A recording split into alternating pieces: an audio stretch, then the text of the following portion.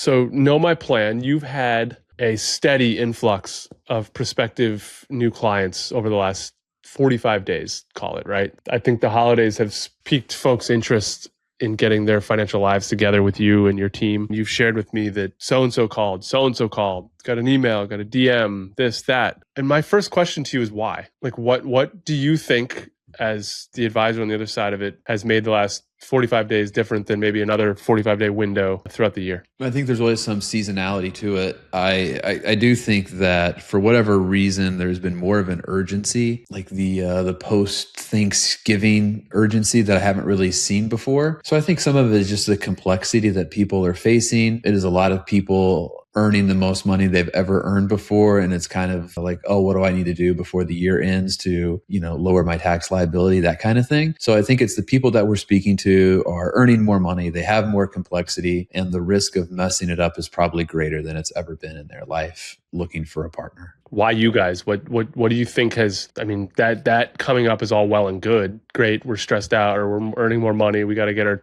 shit together. Like, why are we calling KMP? What's your thought? I think the number one thing is that we have stayed top of mind on primarily LinkedIn. That's kind of the number one thing. While you and I don't spend a lot of time there, don't enjoy spending a lot of time there, for people in the sales, business development, young, high achieving professionals, they're spending time there. Whether we like it or not, whether we like the experience or not, they are spending time there. And I think that because we put content out every single day, when they're having these conversations at home, we're one of the couple of names that comes up. And, maybe they reach out to just me. Maybe it's 2 or 3 different teams. If you start with 3, it kind of puts you in the mix right out of the gate. So I think it's just the consistency. I think it's the fact that we started, going super, super hard 5 years ago. To some extent, we're visible 7, 8 years ago. And I think it's just you put in a lot of work and it starts to pay off. What are the folks that are reaching out looking for? Are they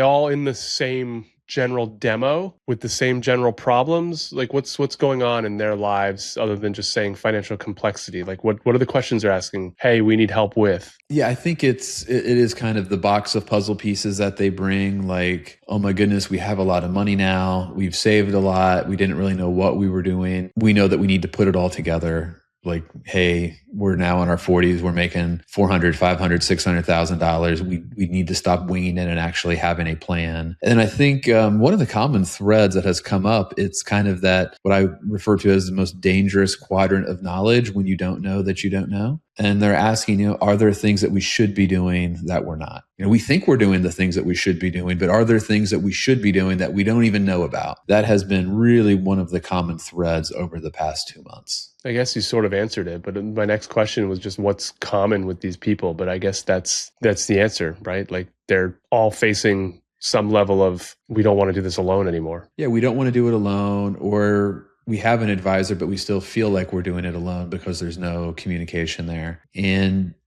honestly, we've seen a lot of mistakes. One of the common things that jumps off the page at me is, people who make way too much money to be making Roth IRA contributions, and they're still doing it. Like, this is happening in droves. And, there's actually a 6% penalty by the IRS for every year that Roth IRA ineligible contribution stays in effect, and it goes in perpetuity. So there is a cost involved of getting this wrong, and people don't know that they're doing it wrong.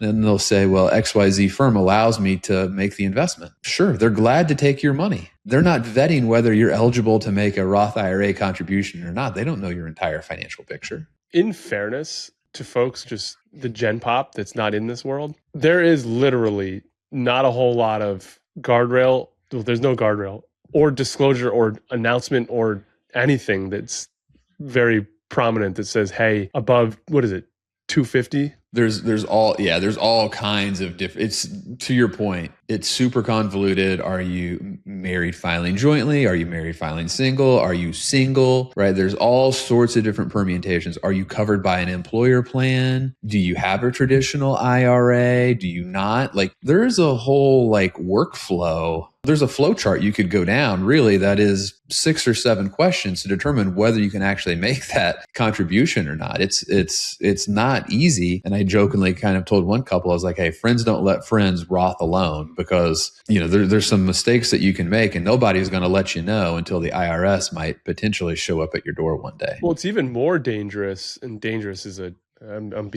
I'm hyperbolizing it, but it's even easier to slide through if you get someone who's DIYing on both sides, the financial planning on their own and the taxes, because then it just over their head. And now you've how many years has that gone on? I mean, we had a conversation with an accountant and we told them, hey, as far as we can tell, looks like the clients have been doing this for at least 8 years. Do you want to go back, amend returns, create Form 8606s for all of these contributions? How do you want to handle it? You're going to pay the price in either time or money. It's just the way that it is. And sometimes it's like you have your financial planning hat on, like, hey, this is the most cost-effective way to fix this, and might have the best financial planning outcome. But the billing that could create on the tax side might just say, it might make sense just to rip the Band-Aid. You're going to pay a little bit more in fees, taxes, but it's going to greatly simplify your life and we can just kind of move forward. So there's a huge complexity to it. Doing it by yourself, the onus is on you to know all of those rules. And we had a situation come up recently where we spent time with the CPA. I'm doing research on my own and I can't, when really in any good faith, tell the client what they should do. I can just lay out a couple of options for them at this point.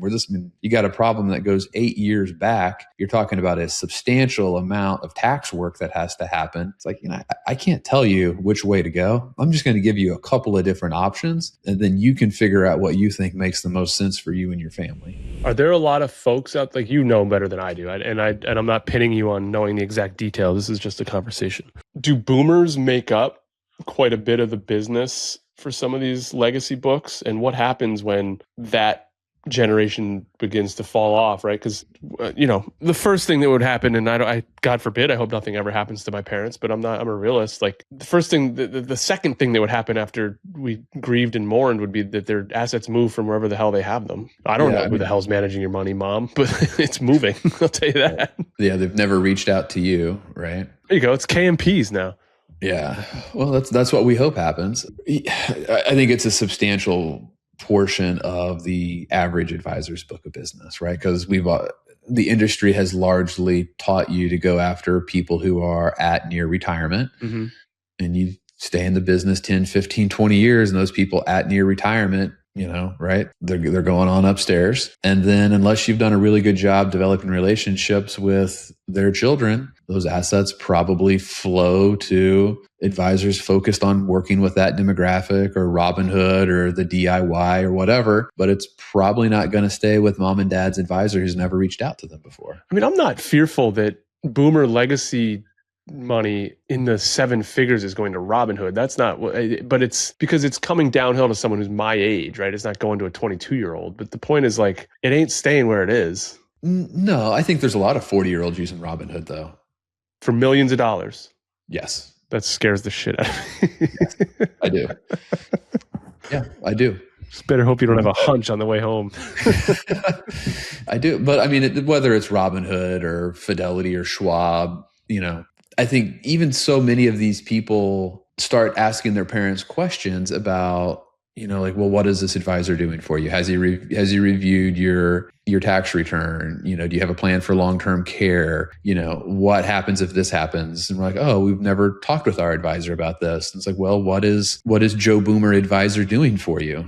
For many, it's just asset management. And I think the asset management only portion of the industry is going to die a relatively quick death over the next decade. Like, I think it's going to have a significant outpour. Yeah, because it has no personal connection to it. All you're really telling someone is that you reallocate their money based on their risk tolerance over time. Right. And risk tolerance is fleeting and it's a lie, right? Risk tolerance is a reflection of how you feel the morning that the questions were asked, right? You ask on a day when the market's up 2,000 points and Yeah, it's yeah, all solo. sunny and Yeah, things yeah. look good. All of a sudden, like, hey, we're really tolerant with market volatility. We love investing in stocks. And you ask somebody the day that there's really bad news and we have some sort of fear in the world and World War III is about to happen. All of a sudden we can't handle market volatility. We're in retirement. We don't want to have to go back to work. So risk tolerance is a lie. Asset management is not, in the grand scheme of things for someone who is in retirement, it is not the biggest issue.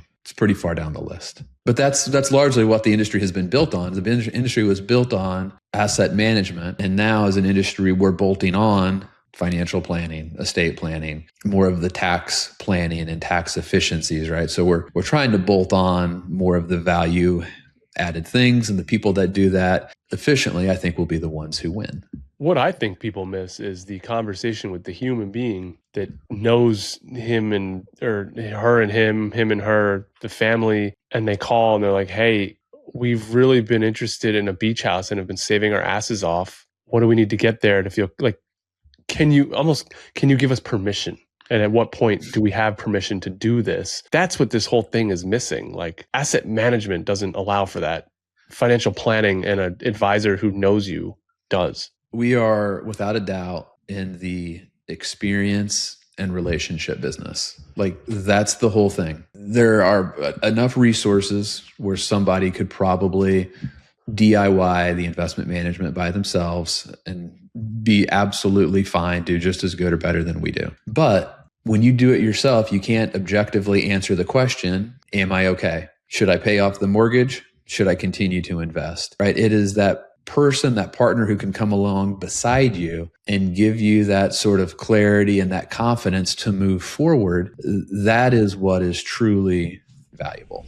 How about all the things though? Like, I don't know, call me crazy, but like, I imagine maybe you get an email from a client here and there who's like, "Hey, we're looking at a $13,000 trip to wherever." Thoughts? Like, sometimes just a third party opinion goes a long way. Like, "Hey, love the idea, but it would, given where we're at, maybe the $7,500 trip makes a little bit more sense." Or, you know what? Go for it. You guys don't do shit and you got plenty of money. Or like what happened yesterday. Hey, we're going to take a Viking cruise to Paris and Normandy. Awesome. That's great. We're going with three other couples. I was like, well, have you considered while you were there, you said you've always wanted to go to Ireland. Your husband's health is in a situation where it's not great, but it's stable. You're already in Europe. You've got plenty of money. Why don't we take 2 extra weeks and go to Ireland? Well, I never thought about that. Do you think that'd be okay? Yeah, I think it'd be great. I don't think there's a better time than right now. That's the value. Like, are you kidding me? Like, imagine your financial professional that you know and trust for years tells you to do that.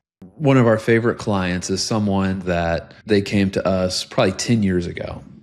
And we said, hey, you're really not ready to be a client. These are the 4 or 5 things you need to do. And they went off and did them. And then they came back and they became a client. And they're great people. They were ready. They had all their foundational stuff done. And they have become like amazing advocates for us. And they referred someone who was a little bit older than them, but they kind of viewed this person as family and vice versa. And she came to us and she's like, I want to have a plan to retire at 65. I'll do whatever it takes. It's kind of like I'll eat ramen. I won't spend any money. I just want to be able to retire at 65. And I went through the process with her, explained kind of how we do things and some risk parameters and things to think about. And I was like, I have 100% confidence that you can retire at 62 and not have to change any of the things that you're doing. We're just going to, kind of make some baby tweaks. All we're trying to do is turn an A into an A plus. Right? You don't have to work to 65 with different streams of income that we'll be able to turn on at different time. Like 62 is the last day you'll ever have to work. And this is why. 1, 2, 3. Will you have more money left over at the end of the day if you work to 65? Yes. But your passion is you want to take quarterly trips, travel around the world. If you wait 3 years, you've lost 12 trips. And she's like, all right. She's like, let's start. What do we need to do? Boy, when you contextualize it like that, like just in anything in life, mind blowing. And we both know, like, what's worth more, a trip today or a trip in 3 years? Yeah. I want a trip right now. Yeah.